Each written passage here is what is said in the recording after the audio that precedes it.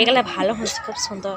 সাধু সঙ্গ, ভক্ত সঙ্গ, এই সব মিলিয়ে একটা শক্তি যখন পায় তখন সে একটা হয়তো নিজের তৈরি করা একটা গান সে তৈরি করে।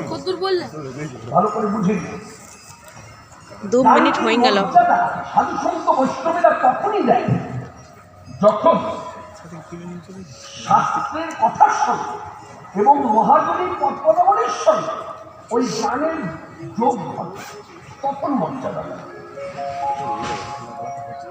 না হলে বানানো গানে, কীর্তনিয়ার বানানো গানের মর্যাদা কখনো বৈষ্ণবেরা দেয় না।